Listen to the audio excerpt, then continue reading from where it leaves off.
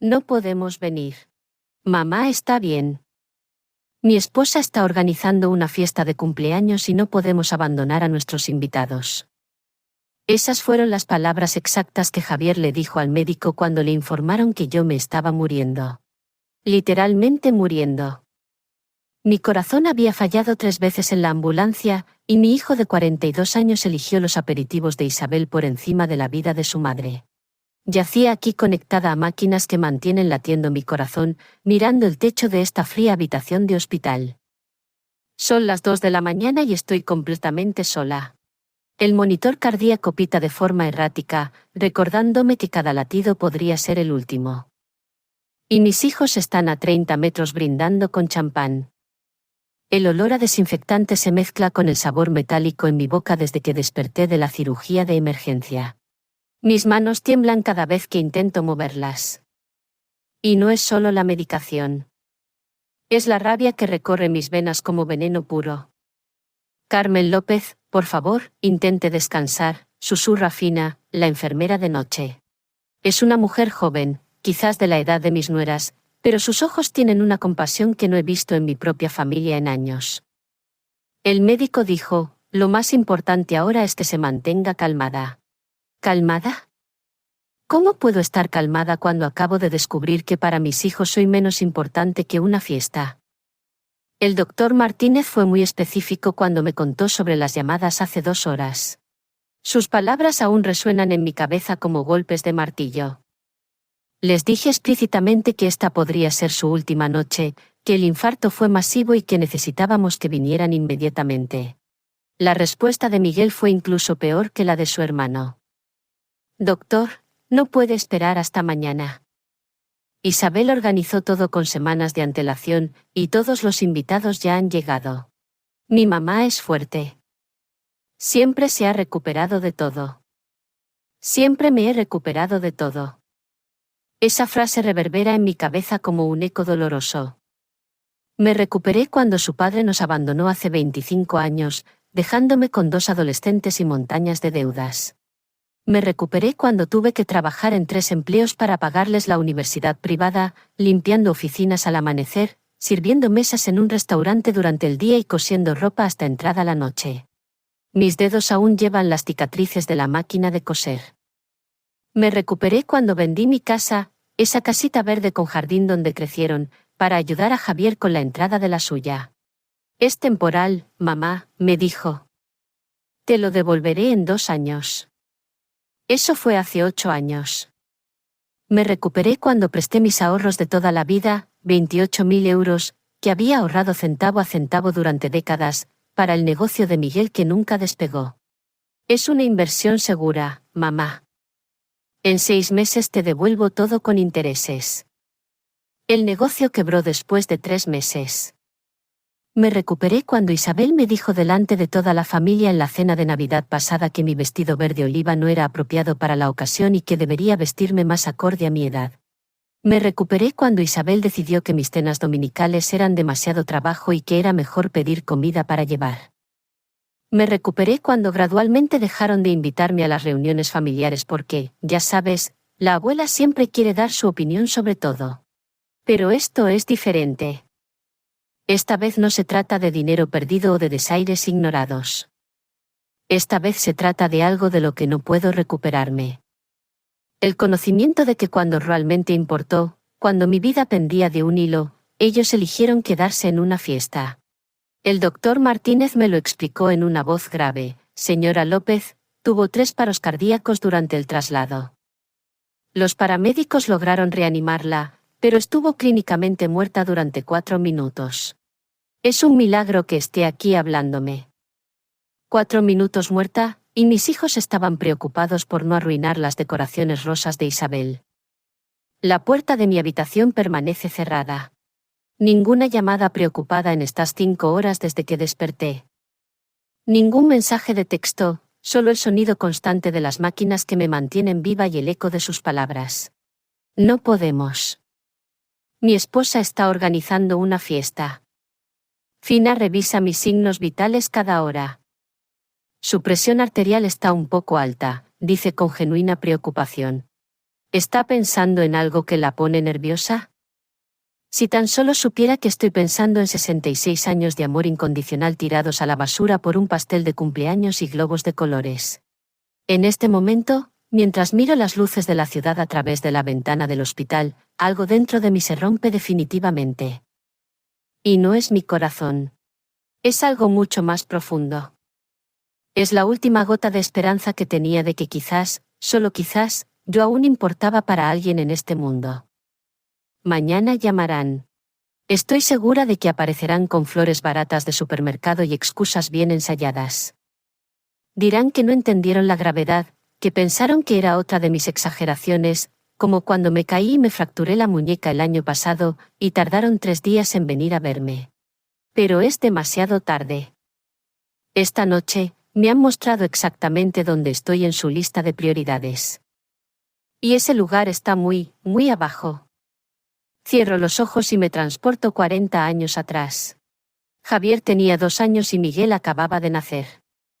Vivíamos en esa pequeña casa de 2 dormitorios en el barrio de la Ribera de Madrid, con paredes tan delgadas que podía oír respirar a los vecinos. Roberto, mi esposo entonces, trabajaba en la fábrica textil, y yo me quedaba en casa cuidando a los niños. Recuerdo perfectamente el olor a talco de bebé y el sonido de sus risitas cuando los bañaba en esa bañera de plástico de segunda mano que compramos. Javier siempre fue el más pegajoso conmigo. Mamá, mamá, repetía todo el día, siguiéndome por la casa con sus piernecitas regordetas. Miguel era más independiente, pero cuando se enfermaba, se convertía en mi sombra, pidiéndome que le cantara esa nana que aprendí de mi madre. Todo por mis hijos, me decía mientras cosía ropa hasta las 3 de la mañana para venderla en el mercado los fines de semana. Cada euro extra iba directamente a sus necesidades: zapatos nuevos cuando crecían, material escolar, las clases de fútbol de Javier, las lecciones de guitarra de Miguel. Yo llevaba el mismo vestido gris durante 2 años seguidos, pero ellos siempre estaban impecables. El primer signo de que algo estaba cambiando llegó cuando Javier cumplió 25 años. Había conocido a Isabel en su trabajo, una mujer calculadora con una sonrisa perfecta y uñas siempre impecables. La primera vez que la trajo a cenar, examinó mi casa como si estuviera evaluando una propiedad en ruinas. Carmen, me dijo con una sonrisa que no llegaba a sus ojos, ¿no crees que sería mejor si Javier y yo pasamos la Navidad en mi casa este año? Mi familia tiene tradiciones muy arraigadas, y bueno, mi madre está acostumbrada a hacer las cosas de cierta manera. Esa Navidad, comí sola por primera vez en 25 años. El pavo que había comprado se quedó intacto en la nevera durante una semana. Cuando le pregunté a Javier cómo había estado la cena, respondió: fue increíble, mamá. La casa de Isabel es espectacular. Tiene un comedor que parece sacado de una revista, y la comida, bueno, la mamá de Isabel es una cocinera realmente buena, como si mis 30 años cocinando para él no hubieran significado nada. Miguel siguió el mismo patrón 2 años después. Isabel era diferente de María, más sutil en sus manipulaciones. No me excluía directamente. Simplemente hacía comentarios pequeños que se acumulaban como gotas de lluvia hasta formar un charco de inseguridad. «Oh, Carmen, qué bonito tu jersey rojo», decía con una sonrisa condescendiente. «Es muy vintage, ¿verdad?» Siempre le digo a Miguel que las mujeres de nuestra edad necesitamos actualizar nuestro armario de vez en cuando. O cuando preparaba mi famosa lasaña, esa receta que había perfeccionado durante décadas. Está buena, suegra, aunque es un poco pesada para mi digestión. Prefiero comida más ligera, más moderna. Miguel se ha acostumbrado a mi estilo de cocina. Las invitaciones a cenas familiares comenzaron a espaciarse. Primero, Isabel no se siente bien y prefiere algo íntimo. Luego, los niños tienen mucha tarea y necesitan tranquilidad. Finalmente, simplemente dejaron de invitarme. Luisa, mi vecina de toda la vida, me lo dijo sin rodeos una tarde mientras tomábamos café. Carmen, querida, tus nueras te están apartando de tus hijos. Es la historia más antigua del libro. He visto esta película 1000 veces, pero me negué a creerlo. Son chicas buenas, Luisa. Solo necesitan tiempo para adaptarse a la familia. ¿Adaptarse? Han estado casadas 5 años, Carmen. Ya se han adaptado. Te han adaptado a ti para ser la abuela que aparece en emergencias y se va calladita. Tenía razón, pero dolía admitirlo. Había empezado a sentirme como una extraña en la vida de mis propios hijos. Las conversaciones telefónicas se volvieron mecánicas. Hola, mamá. ¿Cómo estás? Bien. Nosotros también. Bueno, te llamamos luego. Estamos ocupados. El golpe más duro llegó hace 2 años cuando vendí mi casa para ayudar a Javier. María había encontrado su casa soñada en un barrio exclusivo de Barcelona, pero necesitaban 100.000 euros para la entrada. Mamá, me dijo Javier con esa voz que usaba cuando era niño y quería algo. Sé que es mucho pedir, pero es nuestra oportunidad. Es una inversión increíble. En 5 años, esta casa valdrá el doble. Vendí mi casita verde, esa donde había criado a mis hijos, donde marqué sus alturas en el marco de la puerta, donde dieron sus primeros pasos. Me mudé a un pequeño apartamento en un edificio sin ascensor, pero ellos tenían su casa soñada. La primera vez que fui a visitarlos a su nueva casa, María me recibió en la puerta con una sonrisa tensa. Carmen, qué sorpresa. Deberías haber llamado antes. Estamos esperando a unos amigos para cenar. No me invitó a entrar. Me quedé en el umbral de la casa que había ayudado a comprar, sintiéndome como una vendedora que llega en el momento equivocado. Solo vine a traerte esto, le dije, entregándole un bizcocho de chocolate que había hecho especialmente para ellos. Era el favorito de Javier desde que era niño. Oh, qué bien. Pero ya sabes que estamos intentando comer más sano. Javier está siendo muy cuidadoso después de su susto con el colesterol alto. Lo sostuvo como si estuviera contaminado. Esa noche, lloré hasta quedarme dormida. Mi hijo tenía problemas de colesterol, y me enteré por casualidad en una conversación en la puerta de una casa que había ayudado a comprar. Con Miguel, la situación fue diferente, pero igualmente dolorosa. Siempre había sido más directo, menos diplomático que su hermano. Cuando su negocio de importación de electrónicos empezó a tener problemas, fue al grano. Mamá, necesito 8.000 euros. Es para salvar el negocio. Si no los consigo esta semana, voy a tener que cerrar y estar endeudado por años. Era todo mi ahorro. Cada euro que había guardado trabajando al amanecer. Cada moneda que había apartado de mi pensión durante 10 años. Pero era mi hijo, mi bebé, a quien había cargado en brazos noches enteras cuando tenía fiebre. Te lo presto, hijo, pero necesito que firmes un pagaré.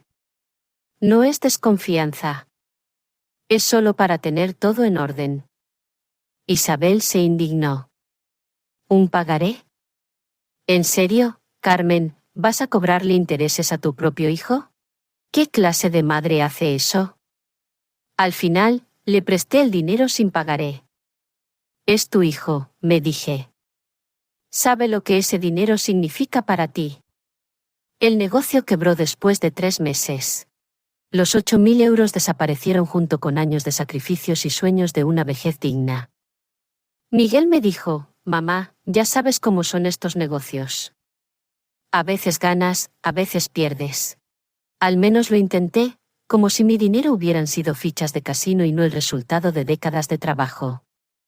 Ahora conectada a estas máquinas en este frío hospital, entiendo que todos esos momentos me estaban preparando para esta noche. Esta noche en la que la máscara finalmente cayó y pude ver la verdad desnuda. Para mis hijos, soy prescindible. El dolor había empezado 3 días antes, durante el almuerzo dominical en casa de Javier. Era mi cumpleaños número 66, aunque nadie parecía recordarlo. María había preparado una ensalada ligera y pollo a la plancha. Nada como las celebraciones que yo organizaba para ellos cuando eran niños. Mamá, ¿te ves cansada?, me dijo Miguel mientras picoteaba su comida sin levantar la vista de su teléfono. ¿Estás durmiendo bien? La verdad es que no había dormido bien en semanas. Una extraña presión en el pecho me despertaba todas las noches a las 3 de la mañana, como si alguien se sentara sobre mis costillas. Pero no quería preocuparlos. No quería que pensaran que era otra de mis exageraciones, como habían empezado a llamar a mis dolencias. Estoy bien, cariño. Solo un poco de acidez por las noches. María soltó una risa seca. Es que a nuestra edad, el cuerpo no procesa la comida de la misma manera, Carmen. Le digo a mi mamá que necesita comer más ligero, menos especias, menos grasa. El cuerpo de una mujer de 66 años no es el mismo que el de una de 30. Esa tarde, mientras me preparaba para irme, Isabel llegó con noticias que me rompieron el corazón sin que ella lo supiera. ¿Adivina qué? Finalmente tenemos fecha para mi fiesta de cumpleaños. Va a ser este miércoles en el Salón de Baile del Gran Hotel Plaza de Madrid. La estoy planeando desde hace meses. ¿Miércoles? Mi cumpleaños real había sido el domingo, pero nadie lo mencionó. El miércoles, iban a celebrar a Isabel con todo el pompa y circunstancia del mundo. Va a ser increíble, continuó Isabel emocionada. Contraté el mejor servicio de catering de la ciudad. Habrá música en vivo, decoraciones temáticas y más de 50 invitados ya confirmados. Miguel me regaló este vestido dorado precioso que costó 1.200 euros. 1.200 euros por un vestido, más de lo que yo gasto en ropa en 2 años. Me quedé en silencio, sintiendo que la presión en el pecho se intensificaba mientras veía a mi hijo sonreír orgulloso por haber gastado en una noche lo que me dura 6 meses. Mamá, obviamente estás invitada, me dijo Miguel, pero su tono sonaba más a cortesía forzada que a deseo real, aunque ya sabes que va a ser un evento elegante. Isabel invitó a mucha gente importante de su trabajo. El mensaje era claro. Ven, pero no nos avergüences. La noche del martes, un día antes de la gran celebración de Isabel, la presión en el pecho se había vuelto insoportable. Mi brazo izquierdo dolía, y tenía náuseas que me doblaban en la cama. Llamé a Javier a las 11 de la noche. Mamá, ¿qué pasa? Estamos viendo una película. Hijo mío, me siento muy mal. Tengo un dolor en el pecho que no se va. ¿Tomaste algo? ¿Manzanilla? Tal vez sea estrés. Has estado muy tensa últimamente con la fiesta de Isabel. Mira, pasaremos a verte mañana después de la celebración. Colgué, sintiéndome más sola que nunca. Incluso mi dolor tenía que esperar a que terminara la fiesta de mi nuera. Esa noche, no pude dormir ni un minuto. El dolor se extendió por la mandíbula, el cuello, la espalda. Era como si una banda elástica gigante se apretara alrededor de mi torso. A las 5 de la mañana, llamé a Luisa. Mi querida, eso no suena nada bien, me dijo después de oír mis síntomas. Voy para allá y te llevo al hospital. No, Luisa, es miércoles. Es la fiesta de Isabel. No quiero ¿arruinar qué, Carmen? Estás describiendo síntomas de infarto. ¿Crees que una fiesta es más importante que tu vida? Resulta que sí lo era. Resulta que para mis hijos, una fiesta era más importante que mi vida. Luisa llegó a mi apartamento a las 6 de la mañana y me encontró sentada en el borde de la cama, sudando frío y respirando con dificultad.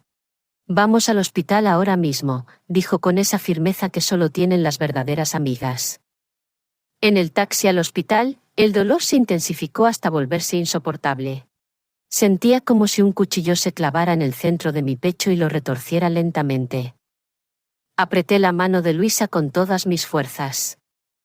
Aguanta, Carmen. Ya casi llegamos. En urgencias, todo pasó muy rápido. El electrocardiograma mostró irregularidades preocupantes. Mi presión arterial estaba por las nubes y los niveles de enzimas cardíacas confirmaron lo que los médicos ya sospechaban. Está sufriendo un infarto masivo. Necesitamos operar inmediatamente, me dijo el doctor Martínez mientras preparaban la camilla para llevarme a cirugía. ¿Hay alguien a quien podamos llamar? Familia cercana. Con una voz ahogada por el dolor y la medicación, les di los números de mis hijos. Por favor, díganles que es urgente que vengan ahora. Luisa se quedó sujetándome la mano hasta que me llevaron a la sala de operaciones. Me quedo aquí hasta que salgas. Mi querida, no estás sola. Pero estaba sola. Mientras me administraban la anestesia, lo último que pensé fue en mis hijos preparándose para una fiesta mientras yo luchaba por mi vida. Desperté 6 horas después con Fina revisando mis signos vitales y Luisa dormida en la silla junto a mi cama. Mis hijos brillaban por su ausencia. ¿Llamaron mis hijos? Fue lo primero que pregunté. Aunque por la expresión de Fina, ya sabía la respuesta. El médico habló con ellos durante la cirugía. Les explicó que había tenido 3 paros cardíacos, que la situación era crítica, que necesitaban venir inmediatamente. Mi corazón, ya débil, se encogió aún más. ¿Y qué dijeron? Fina dudó antes de responder. Claramente no quería ser la mensajera de esta traición. Pero necesitaba oír toda la verdad. Tu hijo mayor dijo que estaban en una fiesta muy importante, que no podían abandonar a los invitados, que siempre has sido fuerte y que estaban seguros de que te recuperarías. Las lágrimas comenzaron a rodar por mis mejillas incontrolablemente. No era solo el dolor físico del postoperatorio. Era el dolor de descubrir que la fiesta de Isabel con su vestido dorado de 1.200 euros y aperitivos elegantes valía más que todos los años que había dedicado a criarlos. Tu hijo menor, continuó Fina suavemente, preguntó si podían venir mañana por la mañana después de que terminara la celebración. Luisa se despertó al oír mis sollozos e inmediatamente se acercó a la cama. Mi querida, ¿qué pasa? ¿Te duele algo? Todo duele, Luisa. Duele haber dedicado mi vida entera a 2 hijos que prefieren una fiesta a saber si su madre va a sobrevivir la noche. En ese momento, mirando el techo del hospital a las 3 de la mañana, mientras mis hijos brindaban con champán a 30 metros, tomé una decisión que cambiaría todo para siempre. Los siguientes 3 días fueron una montaña rusa de emociones que nunca pensé que tendría que experimentar. Cada hora que pasaba sin una llamada de mis hijos se sentía como una puñalada más profunda en un corazón ya literalmente roto. Fina había empezado a evitar mi mirada cuando le preguntaba si alguien había llamado preguntando por mí. El jueves por la mañana, 24 horas después de la fiesta de Isabel, el teléfono de la habitación sonó finalmente. Mi corazón latió tan fuerte que la máquina empezó a pitar de forma alarmante. Era Javier. Mamá, ¿cómo estás? Acabamos de enterarnos de que estabas en el hospital. ¿Por qué no nos dijiste nada? La sangre me subió a la cabeza. Después de todo lo que había pasado, después de que los médicos les hubieran llamado varias veces, tenía la audacia de preguntarme por qué no les había dicho nada. Javier, le dije con una voz que no reconocí como mía. Los médicos te llamaron el miércoles. Te dijeron que me estaba muriendo y que necesitaban que vinieras inmediatamente. Hubo un silencio incómodo al otro lado de la línea. Oh, sí. Bueno, la fiesta de Isabel era muy importante. La gente había venido de muy lejos. No podíamos cancelar todo. Además, siempre has sido muy fuerte, mamá. Pensamos que podía esperar unas horas. ¿Unas horas? Mi vida podía esperar unas horas. Mamá, no seas dramática. Estás bien ahora, ¿verdad? El médico dijo que la operación fue un éxito. Mira, pasaremos a verte el domingo después del almuerzo. ¿Te va bien? ¿Domingo? 3 días después. Mi primer infarto podía esperar hasta después del almuerzo dominical. Colgué sin despedirme. Fina, que había estado fingiendo organizar medicamentos para darme privacidad, se acercó con una expresión preocupada. Señora López, su presión arterial acaba de dispararse. ¿Está bien? No, Fina, no estoy bien, y no creo que vuelva a estarlo nunca más. Esa tarde, Miguel llegó, pero no solo. Venía acompañado de Isabel, que lucía radiante después de su exitosa celebración. Llevaba unos pendientes dorados que hacían juego con el vestido que se había puesto para la fiesta, y su maquillaje estaba perfectamente aplicado. Yo, meanwhile, tenía el pelo grasiento, una bata de hospital manchada y tubos saliendo de mis brazos. Suegra, ¿cómo estás? Nos diste un buen susto, dijo Isabel con una sonrisa que no llegaba a sus ojos. Miguel me contó lo que pasó. Qué mala suerte que haya sido justo el día de mi fiesta, ¿verdad? Mala suerte. Como si mi infarto hubiera sido una inconveniencia planeada, específicamente para arruinar su celebración. La fiesta fue increíble, mamá, me dijo Miguel mientras se sentaba en la silla más alejada de mi cama. Deberías haber visto las decoraciones. Isabel se superó a sí misma. Vinieron más de 60 personas, incluyendo el jefe de Isabel y varios clientes importantes de mi trabajo. Estaba hablando de la fiesta mientras yo había estado luchando por mi vida. Estaba hablando de las decoraciones y los contactos importantes que habían hecho. ¿Cómo te sientes? Me preguntó Isabel, pero su tono sugería que esperaba una respuesta corta y positiva. Te ves mucho mejor de lo que esperábamos. Los médicos hoy en día hacen milagros, ¿verdad? El médico dijo que tuve 3 paros cardíacos, les dije, observando sus reacciones. Estuve clínicamente muerta durante 4 minutos. Miguel se removió incómodo en su silla. Bueno, pero ya pasó, mamá. Lo importante es que estás viva y recuperándote. Lo importante, repetí, sintiendo algo dentro de mí endurecerse como cemento. Es que mientras yo me moría, ustedes estaban comiendo aperitivos y riendo con invitados. Isabel frunció el ceño. Carmen, no es justo que nos hagas sentir culpables. No sabíamos que era tan grave. Además, ¿qué íbamos a hacer en el hospital? No somos médicos. Era mejor que estuviéramos donde podíamos ser útiles. ¿Organizando la fiesta que había costado tanto dinero y esfuerzo? ¿Útil? Organizar una fiesta era más útil que acompañar a su madre moribunda. Mira, mamá, interrumpió Miguel. Isabel y yo hablamos, y decidimos que vamos a ayudarte más. Podemos pasar a verte una vez por semana, quizás los domingos después del almuerzo. Y si necesitas algo urgente, siempre puedes llamarnos siempre y cuando no sea durante horas de trabajo o cuando tengamos compromisos importantes. Una vez por semana después del almuerzo, si no tenían compromisos importantes. Fue en ese momento, mirando a mi hijo menor hablarme como si yo fuera una carga que había que redistribuir en su agenda, que algo se rompió definitivamente dentro de mí. No era mi corazón. Esta vez era algo mucho más profundo. Era el último jirón de esperanza que tenía, de que quizás en algún lugar, muy escondido, aún quedaba algo del amor que había plantado en ellos todos estos años. ¿Sabes qué?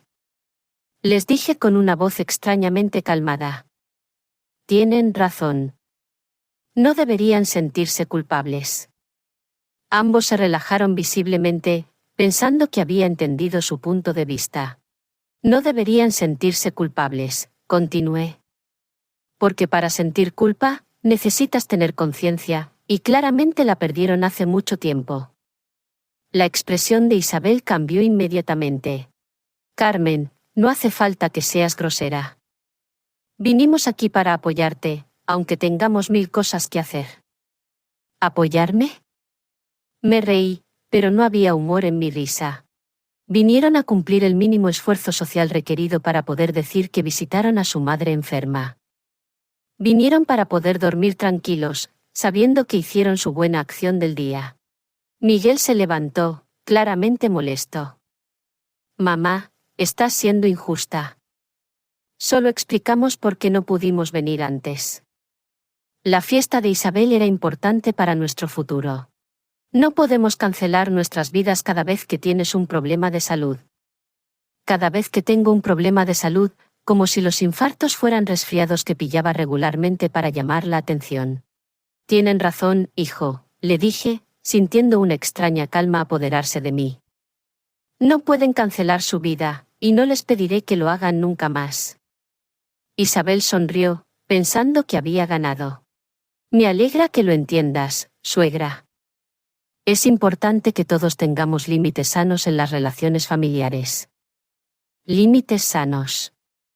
Era una forma interesante de describir el abandono emocional. Se quedaron otros 10 minutos hablando principalmente entre ellos sobre sus planes de fin de semana, sobre un viaje que planeaban para el mes próximo, sobre una alfombra nueva que Isabel quería comprar para el salón. Yo era solo una espectadora silenciosa de sus vidas prósperas y ocupadas. Cuando finalmente se fueron, prometiendo vagamente volver pronto, me quedé sola con Fina y el peso de una revelación que me estaba cambiando por completo. Señora López, me dijo Fina mientras revisaba mi suero. No me gusta cómo se ve. ¿Quiere que llame a alguien más? ¿Tiene otros familiares, amigos cercanos? Tengo a Luisa, dije. Y aparentemente eso es más de lo que tenía con mis propios hijos. Esa noche, mientras escuchaba los sonidos del hospital y sentía el dolor punzante en mi pecho cicatrizado, empecé a planear algo que nunca pensé que tendría que hacer. Algo definitivo, algo que les mostraría el verdadero costo de sus decisiones. Esa noche, no pude dormir.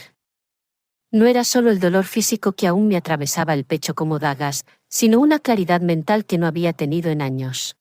Por primera vez en décadas, estaba viendo mi vida sin el filtro del amor incondicional de madre. Estaba viendo la realidad tal como era, no como yo había querido que fuera. Me incorporé en la cama del hospital y le pedí a Fina papel y un bolígrafo. ¿Va a escribir cartas, señora López?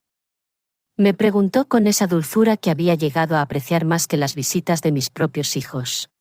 Algo así, respondí. Necesito poner en orden mis pensamientos. Empecé a escribir y las palabras fluían como si hubieran estado esperando años para salir. No era solo una carta. Era un inventario completo de mi vida. Una contabilidad emocional que nunca había tenido el coraje de hacer. Queridos Javier y Miguel, escribí con mano temblorosa. Durante 66 años, he vivido por ustedes. Cada decisión que tomé, cada sacrificio que hice, cada sueño que abandoné fue pensando en su bienestar y felicidad. Hoy, tendida en esta cama de hospital después de haber estado clínicamente muerta durante 4 minutos, finalmente entiendo que no han vivido un solo día pensando en la mía. Las lágrimas empezaron a caer sobre el papel, emborronando algunas palabras, pero continué escribiendo. Tenía 66 años de cosas que decir. Cuando su padre nos abandonó, yo tenía 35 años y ustedes 18 y 10 respectivamente. Yo era joven. Era atractiva. Tenía pretendientes que querían formar una familia conmigo. Pero elegí quedarme sola para dedicarme completamente a ustedes. No quería que ningún hombre les hiciera sentir que eran una carga o que estorbaban. Sacrificé la posibilidad de tener una pareja, de tener más hijos, de tener una vida amorosa plena porque ustedes eran mi prioridad absoluta. Recordé al señor Domínguez, el viudo que vivía enfrente y que durante años me traía flores todos los viernes. Era un hombre bueno, trabajador, que me cortejaba con la paciencia de quien entiende el valor de las cosas importantes. Pero siempre le dije que no podía pensar en romance, que mis hijos me necesitaban. Se casó con otra mujer 5 años después y yo continué sola criando a los míos. Trabajé en 3 empleos durante 8 años para pagarles la universidad privada. Continué escribiendo. Limpié oficinas de 4 a 7 de la mañana. Trabajé en el restaurante de 8 a 4 de la tarde y cosí ropa de 6 hasta medianoche. Dormía 3 horas al día de lunes a sábado. Los domingos se los dedicaba completamente a ustedes. Lavaba su ropa, cocinaba sus platos favoritos, les ayudaba con los deberes, los llevaba al parque. Mis manos empezaron a doler, pero necesitaba escribir todo. Era como si al ponerlo en papel, finalmente estuviera dando peso real a todos esos años de dedicación silenciosa. Javier, cuando te casaste con María, vendí mi casa para ayudarte con la entrada de la tuya. Esa casa verde donde creciste, donde aprendiste a caminar, donde pasamos las mejores navidades de nuestras vidas. La vendí sin pensarlo 2 veces porque dijiste que era tu oportunidad para tener una vida mejor. Me mudé a un apartamento de un dormitorio en un 4º piso sin ascensor. Pero tú tenías tu casa soñada. Dejé de escribir un momento para secarme las lágrimas. Fina se acercó con preocupación. ¿Se siente bien, señora López? Su presión arterial está subiendo de nuevo. Estoy bien, cariño. Por primera vez en años, estoy perfectamente bien. Continué con la carta. Miguel, cuando tu negocio estaba fallando, te presté mis ahorros de toda la vida, 28.000 euros que había ahorrado euro a euro durante 10 años, trabajando fines de semana hasta los 70, vendiendo comida a la puerta de mi edificio, ahorrando cada céntimo de mi pensión. Era mi seguridad para la vejez, mi tranquilidad para poder enfermarme sin ser una carga para nadie. Pero tú necesitabas ese dinero, y te lo di sin dudar. La ironía me golpeó como una bofetada. Había gastado mi seguridad financiera para que no me vieran como una carga, y ahora me veían exactamente como eso, una carga. Pero nada de esto importa ahora, escribí, sintiendo que cada palabra me liberaba un poco más. Lo que realmente me ha matado no han sido los sacrificios financieros. Lo que me mató fue descubrir que el miércoles, cuando yo luchaba por mi vida en una mesa de operaciones, ustedes estaban brindando con champán en una fiesta. Cerré los ojos y me permití revivir esa humillación una vez más. Era necesario sentir el peso completo de esa traición para poder hacer lo que tenía que hacer. Los médicos les llamaron a las 2 para decirles que mi corazón había fallado, que había tenido múltiples paros cardíacos, que la situación era crítica. Literalmente les dijeron que esta podría ser la última noche de su madre. Y respondieron que no podían venir porque había una fiesta de cumpleaños con aperitivos y música en vivo valía más que la vida de la mujer que les trajo al mundo. Las palabras se emborronaban por las lágrimas, pero continué. Necesitaba terminar hoy. Entendí algo que debería haber entendido años atrás. No me quieren. Quizás me quisieron cuando eran niños y me necesitaban, pero ese sentimiento se evaporó en el momento en que se volvieron independientes. Ahora soy solo una obligación social incómoda, alguien a quien visitar de vez en cuando para mantener las apariencias.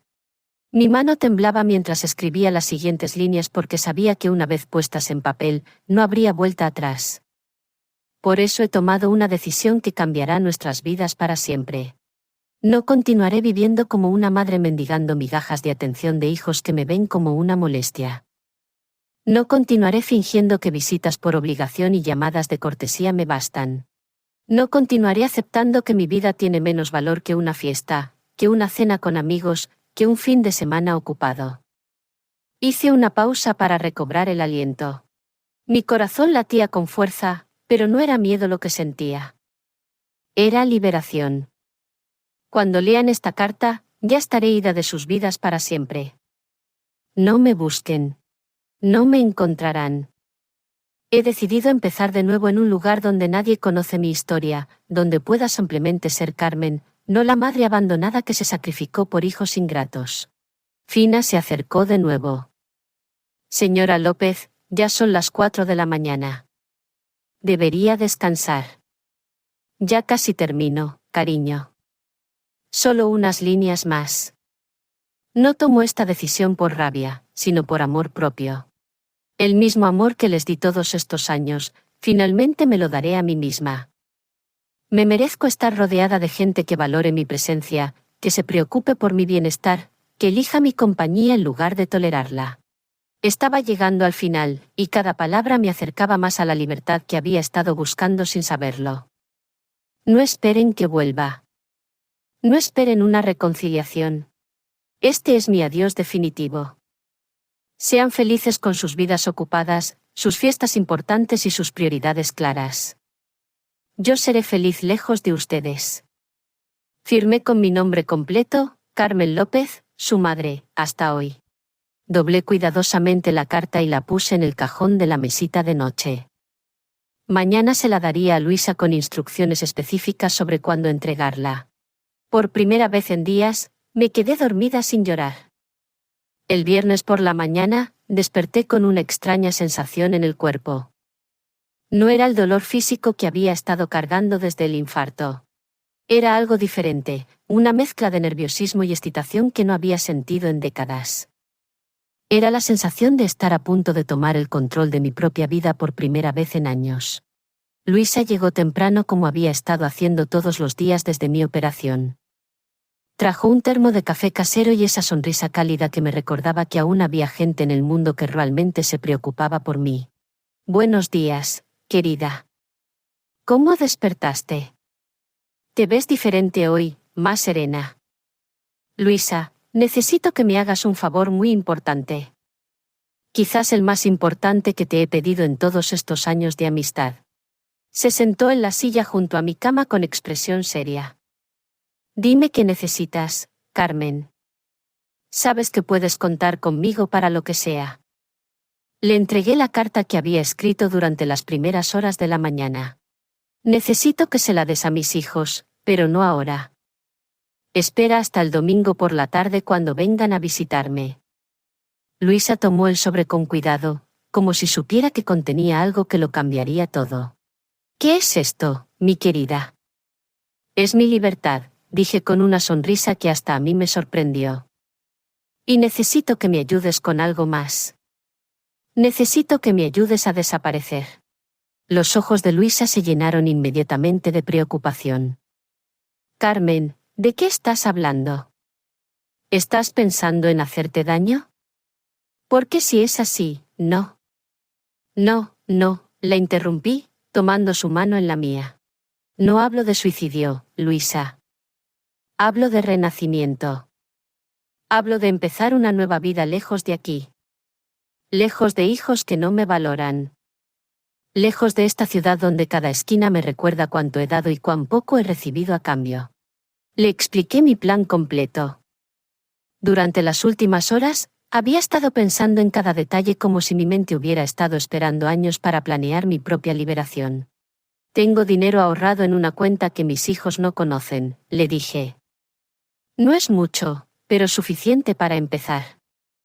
Son 8.000 euros que he estado ahorrando de mi pensión durante los últimos 3 años después de que Miguel perdiera mis ahorros en su negocio fallido. Lo tengo en el Banco Nacional en una cuenta solo a mi nombre. Luisa me escuchaba con una mezcla de admiración y preocupación. Pero Carmen, ¿a dónde vas a ir? ¿Tienes familia en otra ciudad? Tengo una prima en Barcelona, Esperanza. No hemos hablado en 5 años, pero sé que vive sola en una casa grande que heredó de su marido. Voy a escribirle.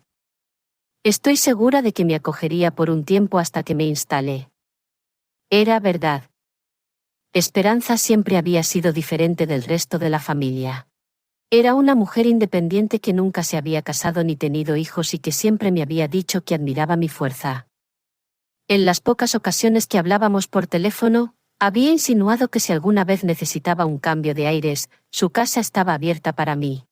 El plan es simple, continué, explicándole a Luisa. El domingo, cuando mis hijos vengan, será la última vez que me vean. Después de que se vayan, me ayudas a salir del hospital. No voy a darme de alta oficialmente. Simplemente me voy. ¿Y tus cosas, tu apartamento? Ya hablé con Fina sobre esto. Ella tiene una hermana que es abogada y me va a ayudar a hacer un poder notarial para que tú te encargues de todo. Puedes vender mis muebles, quedarte con lo que quieras y usar el dinero para pagar lo que queda de alquiler hasta que termine el contrato. Nunca me gustó ese apartamento de todos modos. Era demasiado pequeño, demasiado triste. Luisa permaneció en silencio durante un largo momento, procesando todo lo que le había dicho. Carmen, ¿estás segura de esto? Es una decisión muy grande. Una vez que te vayas, va a ser muy difícil volver. No quiero volver, Luisa. Esa es exactamente la idea. Quiero que mis hijos entiendan cómo se siente ser abandonado por la familia. Quiero que sepan cómo es buscar a alguien que amas y no encontrarlo. Quiero que vivan con la culpa de haber perdido a su madre por elegir una fiesta por encima de su vida. Las palabras salían de mí con una claridad y determinación que me sorprendía.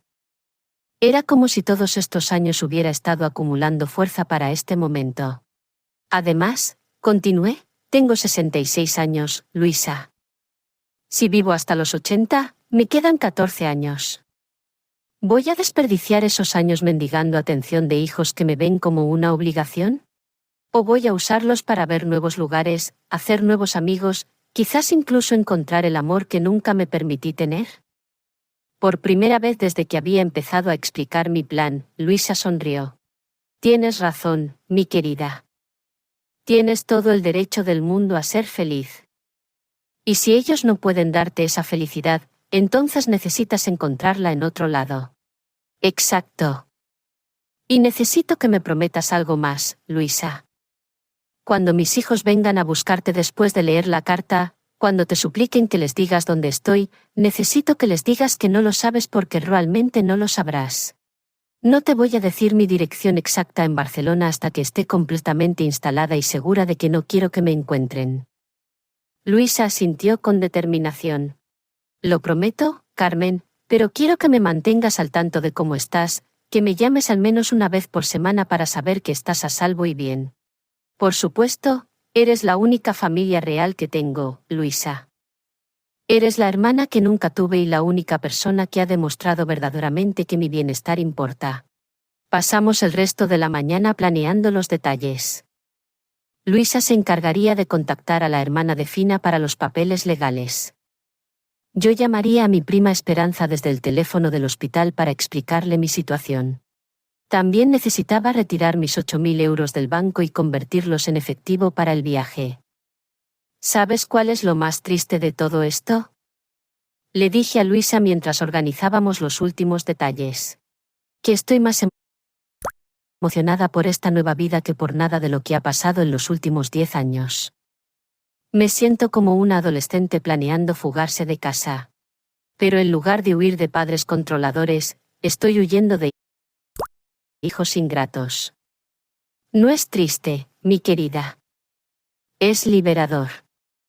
Has pasado toda tu vida adulta viviendo para los demás. Es hora de que vivas para ti. Esa tarde, llamé a Esperanza desde el teléfono del hospital. Su voz sonó sorprendida, pero genuinamente feliz de oírme. Carmen, qué sorpresa tan agradable. ¿Cómo estás, prima? Esperanza, necesito contarte algo importante. Estoy pasando por una situación muy difícil con mis hijos y necesito hacer un cambio radical en mi vida. ¿Sigue abierta tu invitación de hace años para visitarte en Barcelona? No dudó ni un segundo. Por supuesto, prima. Esta casa es demasiado grande para mí sola, y me encantaría tener compañía. ¿Qué pasa? ¿Están bien tus hijos? Mis hijos están perfectamente bien, respondí con una amargura que no pude ocultar. Tanto que no necesitan a su madre para nada. Te contaré todo cuando llegue, pero necesito irme de aquí lo antes posible. Ven cuando quieras, Carmen. Tienes una habitación esperándote aquí por el tiempo que necesites. Cuando colgué el teléfono, sentí como si acabara de comprar un billete a la libertad. El domingo llegó más rápido de lo que esperaba. Desperté a las 6 de la mañana con una mezcla de ansiedad y excitación que me revolvía el estómago. Era mi último día siendo madre de Javier y Miguel. Mañana por la mañana, simplemente sería Carmen, una mujer libre empezando una nueva vida.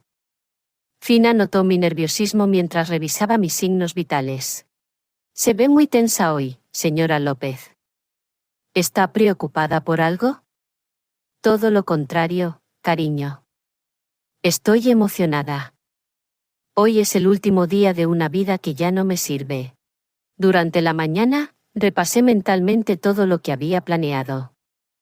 Luisa había retirado mis 8.000 euros del banco el viernes y los tenía guardados en su casa. La hermana de Fina había preparado el poder notarial que permitiría a Luisa manejar mis asuntos legales. Mi prima Esperanza me esperaba en Barcelona con los brazos abiertos. Todo estaba listo.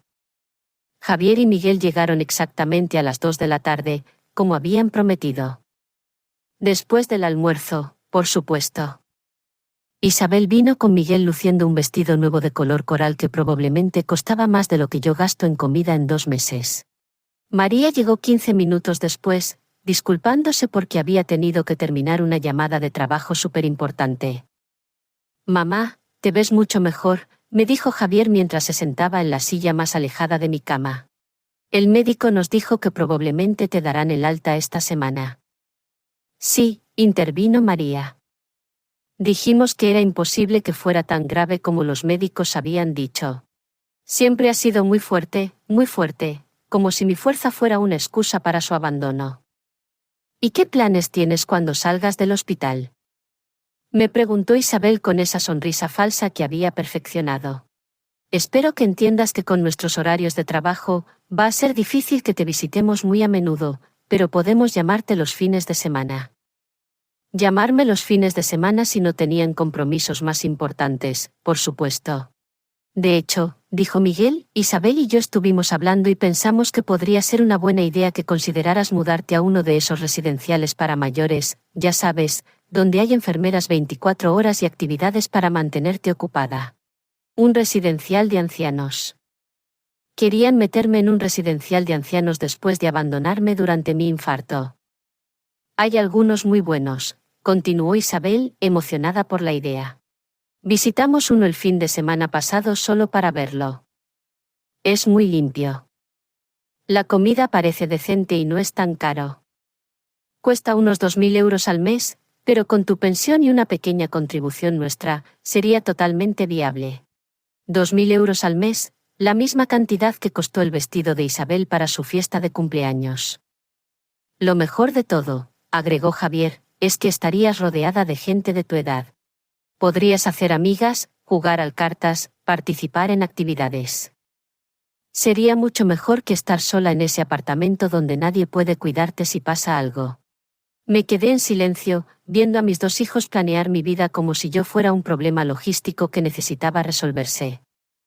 No me estaban preguntando qué quería hacer.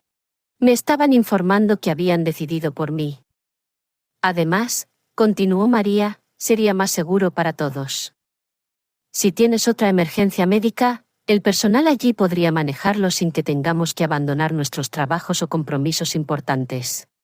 Ahí estaba la verdad desnuda. Querían asegurarse de que la próxima vez que me estuviera muriendo, no les molestaran durante sus compromisos importantes. ¿Y cuándo planeaban implementar este plan? Les pregunté con una calma que me sorprendió. Bueno, no hay prisa, dijo Miguel. Pero quizás en los próximos 2 o 3 meses. Así tienes tiempo para acostumbrarte a la idea y nosotros podemos ahorrar para el pago inicial. 2 o 3 meses, el tiempo que me daban para prepararme para mi exilio oficial. ¿Saben qué? Les dije, sintiendo una extraña sonrisa formarse en mis labios. Creo que tienen razón. Creo que necesito hacer un cambio radical en mi vida. Los 4 se relajaron visiblemente, pensando que había aceptado su plan. Me alegra que lo veas así, mamá, dijo Javier. Va a ser lo mejor para todos. Sin duda, agregué. Va a ser lo mejor para todos. Pasaron la siguiente hora hablando entre ellos sobre los detalles del residencial para mayores, sobre sus planes de trabajo, sobre las vacaciones que planeaban para el mes próximo. Yo era solo una espectadora silenciosa de la conversación sobre mi propio futuro. Isabel le mostró a María fotos en su teléfono de la fiesta de cumpleaños, esa celebración que había sido más importante que mi vida. Mira, este es el pastel que pedí. ¿No es precioso? Costó 300 euros, pero valió cada céntimo. 300 euros por un pastel. Un cuarto de lo que yo gasto en comida en un mes entero. Y este es el vestido que Miguel me regaló, continuó, pasando a otra foto. ¿No es divino? Es de diseñador. Costó 1.200 euros, pero mi marido dice que me lo merezco. Se lo merecía. Se merecía un vestido de 1.200 euros, pero yo no merecía que vinieran a verme mientras me moría. A las 4 de la tarde, empezaron a hacer los gestos típicos de despedida. María miró su reloj por tercera vez en 5 minutos. Isabel bostezó exageradamente. Miguel obviamente miró su teléfono. Bueno, mamá, dijo Javier, poniéndose de pie. Creo que es hora de que nos vayamos. Tenemos cena con los padres de María, y no queremos llegar tarde. Cena con los padres de María. Por supuesto, tenían prisa por irse. Está bien, queridos. Vayan en paz. Cada uno me dio un beso rápido y superficial en la frente, del tipo que se da por obligación. Isabel hasta se limpió los labios después, como si mi piel hubiera dejado algún residuo desagradable. Te llamamos esta semana, prometió Miguel desde la puerta. Y empezaremos a investigar más residenciales para mayores, agregó María. Cuídate mucho, suegra, dijo Isabel con esa sonrisa falsa. Y no te preocupes por nada. Nosotros nos encargamos de todo. Se fueron, dejando atrás el aroma del perfume caro de Isabel y el eco de sus promesas vacías. Me quedé sola en la habitación, mirando la puerta por la que mis hijos acababan de salir. En unos minutos, Luisa entraría para ayudarme con la fase final de mi plan. En unas horas, estaría en un autobús hacia Barcelona. Mañana, la cama del hospital estaría vacía, y mis hijos estarían leyendo la carta que cambiaría sus vidas para siempre. Por primera vez desde el infarto, sonreí genuinamente. No era una sonrisa de felicidad, sino de liberación. Era la sonrisa de una mujer que finalmente había decidido que su propia vida valía más que la comodidad emocional de hijos ingratos. Fina entró para la revisión de la tarde. ¿Cómo se siente después de la visita, señora López? Me siento libre, Fina. Por primera vez en décadas, me siento completamente libre. ¿Libre? ¿Libre de qué? Libre de la ilusión de que soy importante para alguien más que para mí misma. A las 6 de la tarde, Luisa llegó puntual como siempre. Llevaba una pequeña maleta con ropa que había empaquetado de mi apartamento y los 8.000 euros en efectivo. ¿Lista para tu nueva vida, mi querida? Más que lista, Luisa. He estado esperando este momento durante años sin saberlo. A las 7 de la tarde, mientras los pasillos del hospital empezaban a vaciarse y el turno de noche se instalaba en su rutina más relajada, Luisa y yo pusimos en marcha el plan que cambiaría mi vida para siempre. Era extraño sentir tanta adrenalina a los 66 años, como si fuera una adolescente fugándose de casa en lugar de una mujer mayor tomando el control de su propio destino. ¿Estás segura de que quieres hacer esto, Carmen? Me preguntó Luisa una última vez mientras me ayudaba a vestirme con la ropa que había traído de mi apartamento. Una vez que salgamos de aquí, no habrá vuelta atrás. Luisa, he estado 40 años sin vuelta atrás. Desde el día que decidí que mis hijos eran más importantes que yo misma, no he tenido camino de regreso. Esta es la primera vez en décadas que siento que me muevo hacia algo, no que huyo de algo. Me puse el vestido verde oscuro que había comprado el año pasado, pero que nunca había usado porque María había comentado que el color no me favorecía. Hoy, parecía perfecto. Era el color de la nueva esperanza, de un comienzo fresco. Fina entró en el momento exacto que habíamos coordinado. Su turno terminaba a las 8, y había accedido a ayudarnos con la parte más delicada del plan, salir del hospital sin un registro oficial de mi salida. Señora López, ¿está lista para esto? Mi hermana la espera en el aparcamiento con todos los papeles legales que necesita firmar. Lista como nunca lo he estado para nada en mi vida. Tomé la carta del cajón de la mesita de noche y la coloqué en la almohada, bien visible. Era un sobre blanco con los nombres de mis hijos escritos con mi letra cuidada. Parecía tan inocente, tan simple, pero sabía que esas 4 páginas destruirían el mundo cómodo que habían construido ignorando mi existencia. Luisa, ¿recuerdas? Espera hasta mañana por la tarde para dársela. Así tengo tiempo de llegar a Barcelona e instalarme un poco antes de que estalle el caos. Lo recuerdo perfectamente, mi querida. Mañana a las 5, voy a casa de Javier y se la entrego. Y cuando me pregunten dónde estás, les diré exactamente lo que me pediste, que no lo sé. Caminamos por los pasillos del hospital como si fuéramos visitantes normales saliendo después de las horas de visita. Fina había sido muy astuta al elegir este horario.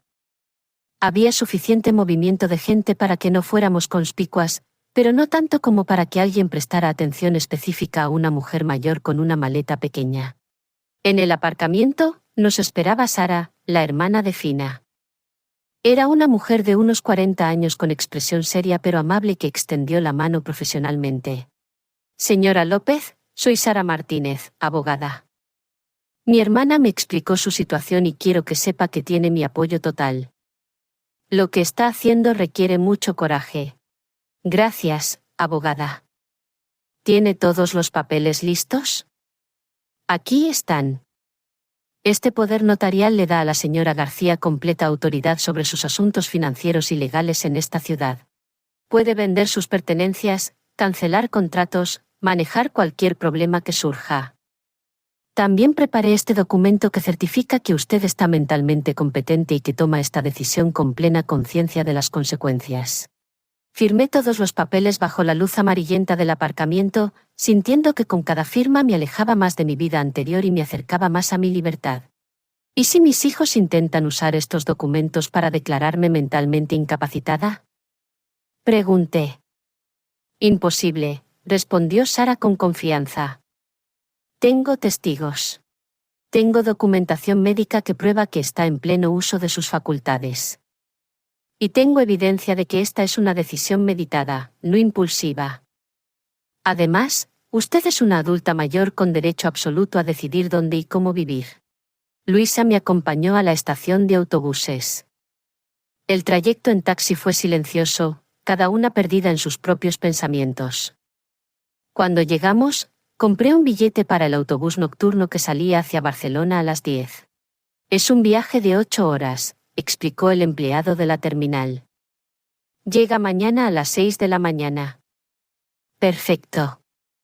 Para cuando mis hijos reciban la carta, ya estaría a 600 kilómetros de distancia, empezando mi nueva vida. Carmen, me dijo Luisa mientras esperábamos en la sala de espera.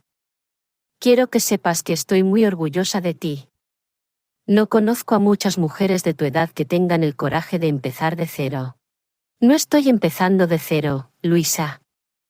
Estoy empezando con 66 años de experiencia, 8.000 euros en el bolsillo y la certeza de que merezco algo mejor que migajas de atención. Cuando anunciaron mi autobús, nos abrazamos como las hermanas que nos habíamos convertido durante todos esos años de amistad. Cuídate mucho, mi querida, y llámame en cuanto llegues para saber que estás a salvo y bien. Te llamaré cada semana, Luisa. Eres la única familia real que me queda, la única persona que ha demostrado verdaderamente que mi bienestar importa. Subí al autobús con mi maleta pequeña y mi corazón lleno de una emoción que no había sentido en años. No era exactamente felicidad, pero algo más profundo. Era dignidad recuperada. Encontré mi asiento junto a la ventana, y mientras el autobús se alejaba de la ciudad donde había vivido toda mi vida, saqué mi teléfono para enviar un último mensaje de texto a mis hijos. Había decidido durante el trayecto a la terminal que necesitaba enviarles algo, no para explicar mis razones, eso ya estaba en la carta, sino para que supieran que este adiós era final. Javier y Miguel, para cuando lean esto, estaré lejos. En mi cama del hospital encontrarán una carta que lo explica todo. No me busquen. Esta es mi decisión final. Sean felices con sus vidas ocupadas y sus prioridades claras. Yo seré feliz sin ustedes. Carmen. Envié el mensaje e inmediatamente apagué el teléfono. No quería leer sus respuestas desesperadas, sus intentos de manipulación emocional, sus súplicas de última hora. Habían tenido toda una vida para mostrarme que me querían, y habían elegido mostrarme lo contrario. El autobús continuó por la carretera nocturna, llevándome kilómetro a kilómetro lejos de una vida de sacrificios no reconocidos y más cerca de una vida de nuevas posibilidades. Por la ventana, vi las luces de pequeños pueblos pasando, casas donde otras madres probablemente cenaban con hijos que las valoraban, donde otras familias se despedían con besos genuinos y promesas cumplidas. A las 2 de la mañana, cuando la mayoría de los pasajeros dormían, yo permanecí despierta pensando en todo lo que había dejado atrás y en todo lo que me esperaba. No sentía tristeza, ni culpa. Sentía algo que no había experimentado en décadas, esperanza. Mi prima Esperanza me había dicho por teléfono que Barcelona era una ciudad hermosa llena de parques y mercados con clima perfecto y gente cálida.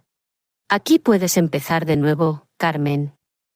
Aquí, nadie conocerá tu historia y podrás escribir una nueva. Escribir una nueva historia. Me gustaba esa idea. Por primera vez en mi vida adulta, iba a ser la protagonista de mi propia historia, no un personaje secundario en la vida de mis hijos. El autobús continuó su camino, llevándome hacia mi libertad. Llegué a Barcelona a las 6 de la mañana del lunes, exactamente como lo había calculado. El sol brillaba con una intensidad que no había visto en años, como si incluso el tiempo celebrara mi nueva vida. Mi prima Esperanza me esperaba en la terminal con una sonrisa que inmediatamente me recordó a mi madre, su tía, quien siempre decía que la verdadera familia no era la que compartía tu sangre, sino la que compartía tu dolor y tu alegría. Carmen, qué alegría verte, dijo, abrazándome con una calidez que mis propios hijos no me habían dado en años. Te ves cansada del viaje, pero hay algo diferente en tus ojos, como si hubieras dejado una carga muy pesada en algún lugar del camino. Así es, prima. Dejé 40 años de carga en un hospital a 600 kilómetros de aquí. Durante el trayecto a su casa, Esperanza me contó sobre la vida en Barcelona, sobre los mercados donde podía comprar verduras frescas por unos céntimos, sobre los parques donde mujeres de nuestra edad se reunían todas las mañanas para hacer ejercicio y socializar, sobre clases de baile para mayores, sobre oportunidades de trabajos a tiempo parcial para gente con experiencia. Aquí, nadie te juzgará por empezar de nuevo a los 66. Carmen, esta ciudad está llena de historias de renacimiento. Su casa era exactamente como me la había descrito, grande, llena de luz, con un patio trasero donde rosales, jazmines y un limonero llenaban el aire de fragancia. Mi habitación tenía una ventana al jardín y una cama con sábanas blancas que olían a lavanda. Esta será tu casa por el tiempo que necesites, prima, y si decides quedarte para siempre, será un honor para mí.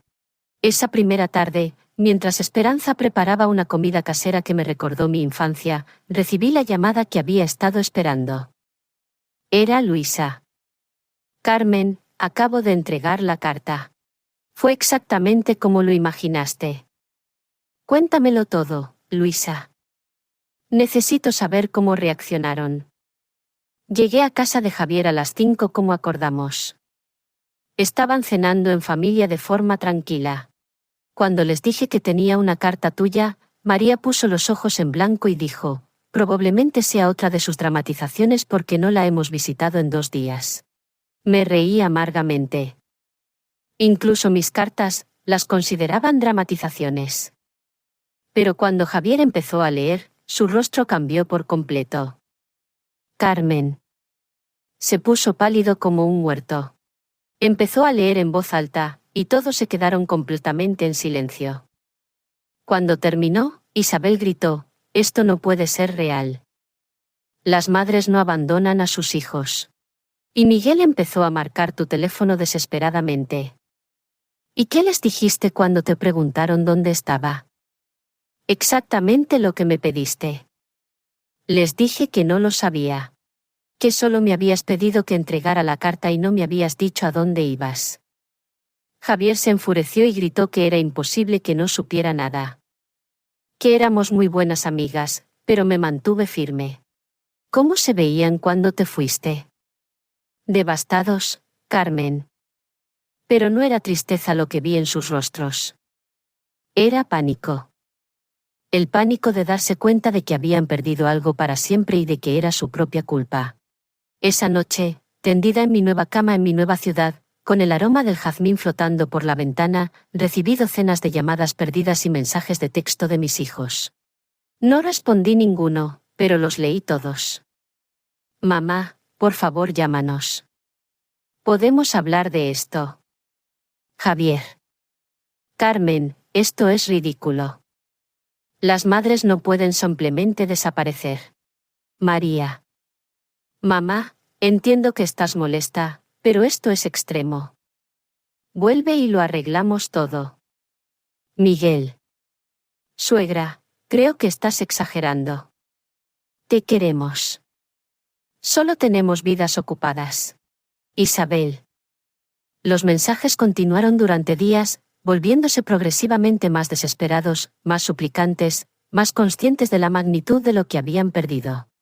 Mamá, fui al hospital y encontré tu cama vacía. El médico dijo que te fuiste sin darte de alta. Esto es peligroso para tu salud. Javier. Por favor, mamá, al menos déjanos saber que estás bien. Estamos muy preocupados. Miguel. Carmen, hemos estado pensando, y tienes razón en muchas cosas. Podemos cambiar. Vuelve, por favor. María. Pero era demasiado tarde para cambios. Era demasiado tarde para arrepentimientos. Habían tenido 40 años para cambiar, 40 años para valorarme, 40 años para mostrarme que mi vida importaba. No iba a darles una segunda oportunidad. 3 semanas después de mi llegada a Barcelona, ya había establecido una rutina que me llenaba de una paz que no había conocido en décadas. Me despertaba temprano para caminar en el parque con un grupo de mujeres de mi edad que me habían acogido como si fuera una amiga de toda la vida. Había encontrado un trabajo a tiempo parcial en una boutique del centro ayudando a señoras que apreciaban mi experiencia y buen gusto. Por las tardes, tomaba clases de pintura en el centro cultural, algo que siempre había querido hacer pero nunca había tenido tiempo porque estaba demasiado ocupada sacrificándome por mis hijos. «Te ves 10 años más joven, Carmen», me dijo Esperanza una tarde mientras pintábamos juntas en el jardín. Es increíble lo que puede hacer la libertad por una mujer. Tenía razón. Me sentía renacida, como si los 66 años de sacrificio hubieran sido solo una preparación para esta nueva vida donde finalmente podía ser yo misma. Un mes después, conocí al señor Herrera en la clase de baile. Era un viudo de 70 años, jubilado, con ojos amables y una risa fácil. No había nada romántico entre nosotros, pero era agradable tener la compañía de un hombre que me trataba con respeto y admiración, que valoraba mi conversación y mi presencia. Carmen, me dijo una tarde después de bailar, no sé qué te trajo a Barcelona, pero espero que haya sido algo bueno porque tu llegada definitivamente ha sido algo bueno para todos nosotros. Los mensajes de mis hijos habían disminuido gradualmente de desesperados a suplicantes, de suplicantes a enojados, de enojados a resignados. El último mensaje que había recibido hacía una semana: mamá, si esto es lo que realmente quieres, lo respetamos. Solo queremos saber que estás bien y feliz. Hemos reflexionado sobre muchas cosas desde que te fuiste, y tienes razón en todo lo que dijiste. Esperamos que algún día puedas perdonarnos. Javier. Perdonarlos. Quizás algún día podría perdonarlos, pero nunca podría olvidarlos. Y definitivamente nunca volvería a ser la madre que mendigaba migajas de atención. 6 meses después de mi llegada a Barcelona, mientras tomaba café en el jardín en una mañana soleada, reflexioné sobre todo lo que había ganado al perder a mis hijos. Había ganado dignidad, autorrespeto, amistades genuinas, nuevas experiencias y la posibilidad de vivir mis últimos años como quería vivirlos, no como otros esperaban que los viviera. Mi teléfono sonó. Era Luisa con su llamada semanal. ¿Cómo estás, querida? Suenas cada vez más feliz. Estoy mejor que nunca, Luisa. Ayer, me inscribí en un curso de literatura en la universidad. Imagina, a los 66 años, voy a estudiar algo que siempre amé pero que nunca pude hacer porque estaba demasiado ocupada criando hijos que no me valoraban. Me hace tan feliz oírte así, Carmen. ¿Y ellos, has oído algo? Los veo ocasionalmente publicando fotos en redes sociales. Continúan con sus vidas ocupadas, sus fiestas importantes, sus compromisos urgentes. La diferencia es que ahora no tengo que fingir que me importa. Esa noche, mientras escribía en el diario que había empezado a llevar, reflexioné sobre la decisión más valiente de mi vida. No había sido fácil. Había habido momentos de soledad, momentos en que extrañaba la ilusión de tener una familia que me quería. Pero esos momentos se volvían menos frecuentes, reemplazados por la profunda satisfacción de finalmente vivir para mí. Querido diario, escribí. Hoy cumplo 67. Es el primer cumpleaños que celebro sin esperar que mis hijos llamen, sin sentirme decepcionada por su indiferencia. Esperanza organizó una pequeña fiesta para mí con nuestras amigas del parque. Y por primera vez en décadas, me sentí genuinamente amada y valorada. Esta es la vida que merezco. Esta es la vida que debería haber tenido siempre. Cerré el diario y miré por la ventana al jardín iluminado por la luna. Mañana sería otro día de mi nueva vida, otro día de libertad, otro día de simplemente ser Carmen. No la madre abandonada, no la mujer sacrificada, sino una mujer completa viviendo en sus propios términos. Y por primera vez en 40 años, eso era más que suficiente. Si disfrutaste de mi historia, puedes apoyarme enviando un super gracias para que pueda escribir más historias como esta. Muchas gracias de antemano. ¿Y tú? ¿Qué harías en los zapatos de esta persona? Me encantaría oír tus pensamientos, así que déjalos en los comentarios. Siempre me intriga saber qué piensas. Oh, y dime dónde has oído esta historia. Si quieres oír más historias de vida como esta, dale like al vídeo y suscríbete a mi canal. Hay muchas más esperándote. Grandes abrazos y nos vemos en el próximo.